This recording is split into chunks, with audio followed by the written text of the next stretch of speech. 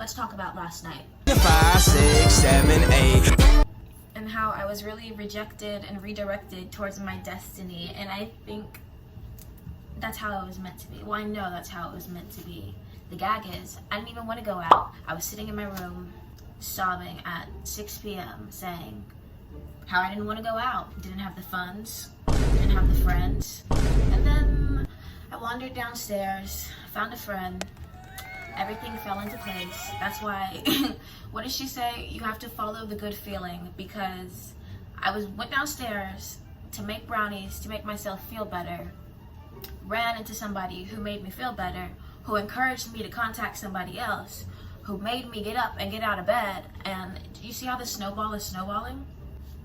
Right, so stick with me. After reluctantly putting together an outfit, do you know how annoying that is as a girl? This is why you never get ready last minute for anybody, ever. Unless you're just so prepared and you have outfits on standby and your brain works like normal functioning. But me, I need at least like 48 hours before I bust any move. So to muster up the courage to get out of bed, that was a lot for me. So 9 p.m. comes, I'm still not even convinced to go out. 10 p.m. comes, I'm warming up to the idea. Decide to be ready by 11:30. 11:30 rolls around, 11:50 rolls around. Aw, fuck. I said, damn. Is this what this feels like? I've never been on the receiving end of this. But I guess my assumption is that he wasn't driving and his friend didn't feel like coming and pick me up. And he just couldn't say that with his chest. But that's okay, because the gag is, I think I would have had a bad time anyway. Oh, I hate to say it, really do, but. So after getting all dressed up with nowhere to go, I decided to get off my ass and still go do something. I can't just be sad sitting around waiting for someone. You always have a backup plan. There's always a plan B, C, D. See, this story time requires a story time, which I don't have the time for that story, but how can I summarize? I ended up going to the place I always go, but obviously it was Halloween, so it was quite hectic, and the sky was awake. I was awake. I was outside and playing. But the series of people I met just was very serendipitous, and you know, that's our word of the week, so let's talk about it. The first character was the stereotypical short man who sees me as the shortest person in the bar and thinks it's okay to come talk to me. That's an archetype that we see often over here. But this one, I swear he was on something. His pupils were way too fucking big. They were like the size of pepperonis. I was kind of scared by him, honestly.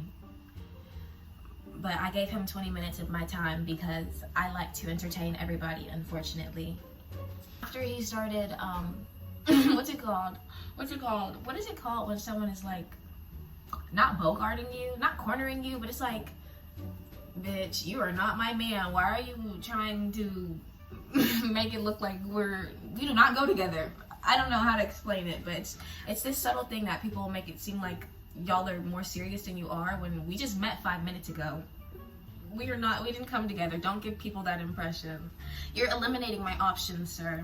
After I got rid of that, I didn't get rid of him. I just kind of had to exit stage left and get rid of myself from that situation.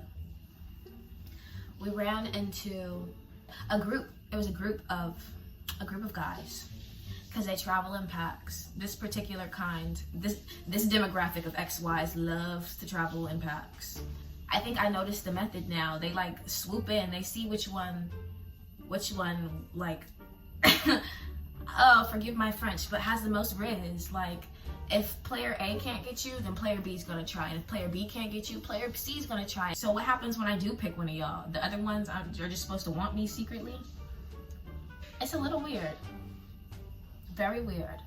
They were okay. What did I gain from that conversation? What did I get from them? Did they give me anything?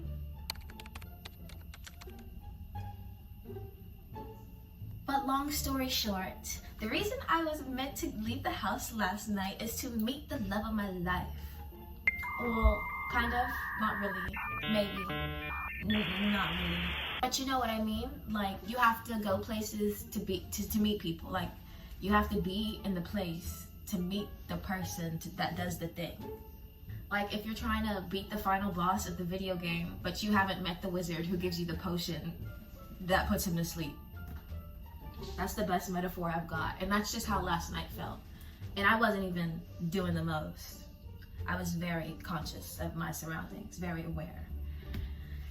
So yeah, that's just a bit of the debrief and what happened on Halloween, how I turned my frown upside down and I guess fell into fucking plans.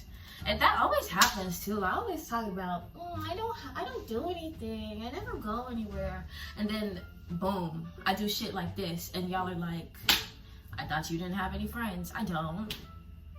Oh, I didn't tell you about the love of my life. My best friend's brother is the one for me. BFB.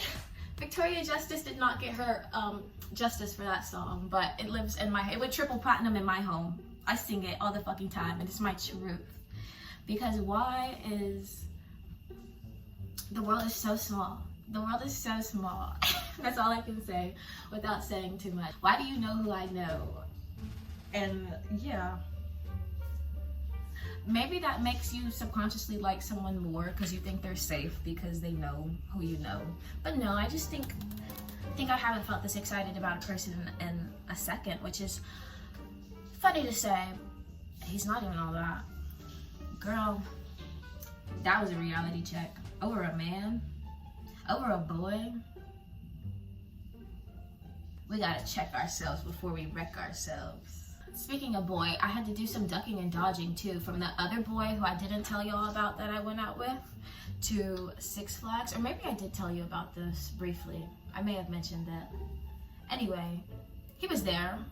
He kind of like works there, so I wasn't surprised, but watching from a distance is weird too. Like, it just felt like, I almost felt like a tinge of jealousy. I was like, what? You don't even fucking like this boy. And that's how I know something is off a little bit, because this person is absolutely disgusting. It makes my skin crawl. But the sight of seeing them talk to somebody else made me go, damn, she's so strong. Shout out to her. I think the envy was towards her because she was such a good actress. She was taking it better than I could. I could never put on a face for a few drinks. I hope she's getting a whole lot more, because I know he's got a bag to blow, but I can't fake the funk that long. Especially when your breath is funky. No, ill. Can we talk about how they say all hot people have bad breath, and I'm starting to think it's true, because no one is willing to tell them that their breath fucking stinks. I'm scared to tell people too. Like, I always tell people, don't be afraid to tell me if my breath stinks, because what I just did, my breath might stink. Pause. I'm trying to see, is there any loose ends to this Halloween story? Because not much happened, but so much happened.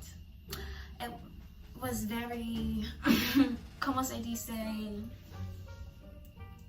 I just think it's crazy how whenever I say I'm not doing anything, I'm not going anywhere, that's when I end up doing the most and getting in the cars with strangers and going down the highway. That's just what I think is crazy. Which I do not condone this behavior. Please stay vigilant. Stranger danger. So to wrap this up nice and neat with a bow, I think I would say the moral of the story is always say fucking no to last minute plans. Don't alter. Well, that's the bad moral of the story, because going with the flow got me where I was. And I guess the main message is be fluid like water, because